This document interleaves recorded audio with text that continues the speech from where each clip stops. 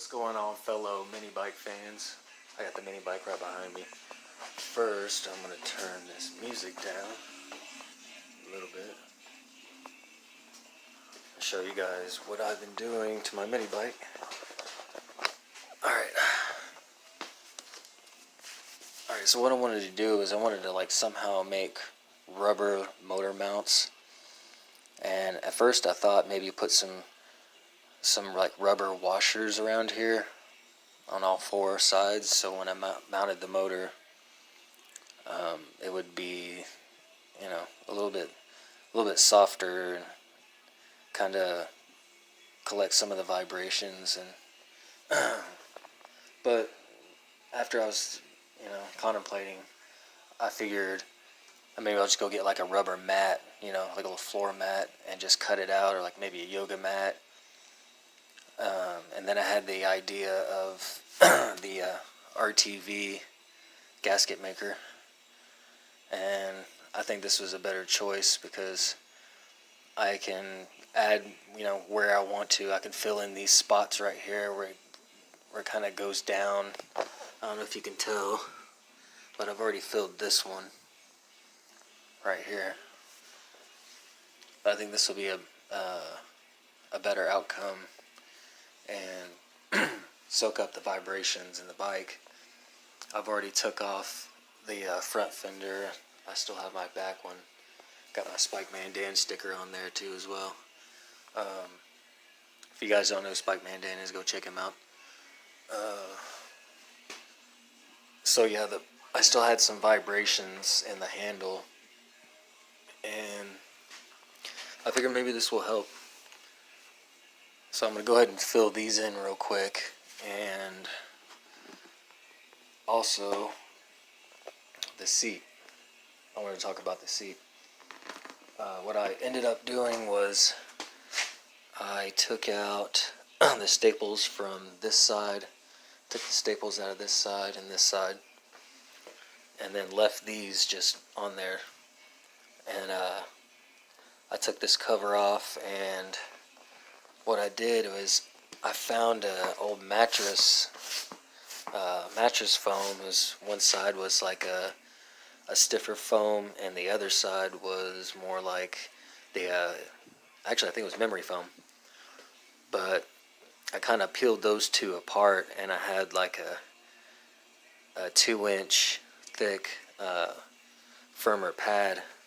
And so what I did was I put it on top of this and drew around it, cut it out, and then I had to slip it inside there and push it all in there and make sure all the corners kind of went to the end as far as they could.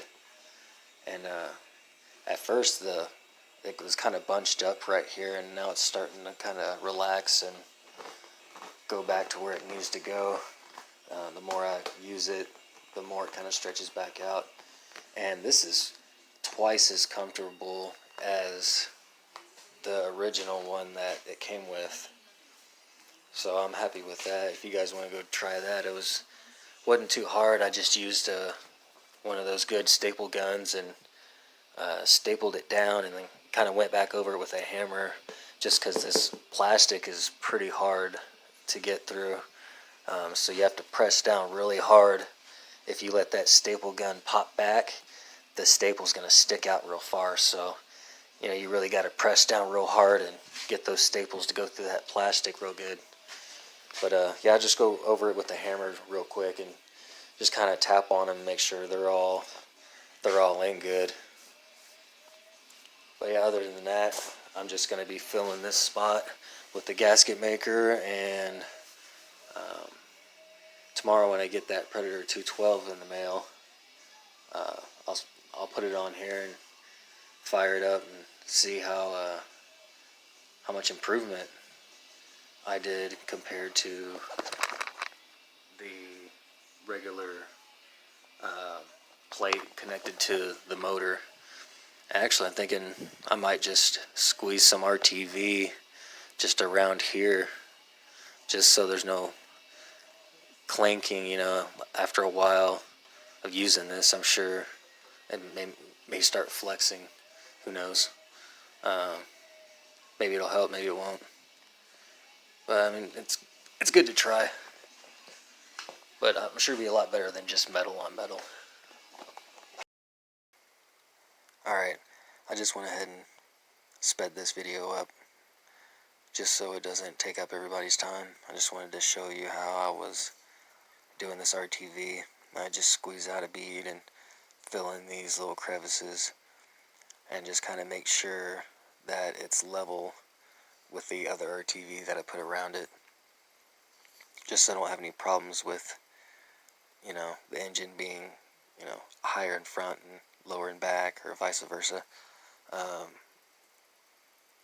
But yeah, make sure you squeeze the bottle evenly, and don't try to squeeze it too hard and rush yourself. You'll have a whole bunch come out, and then you got a problem with spreading it around and trying to even it out.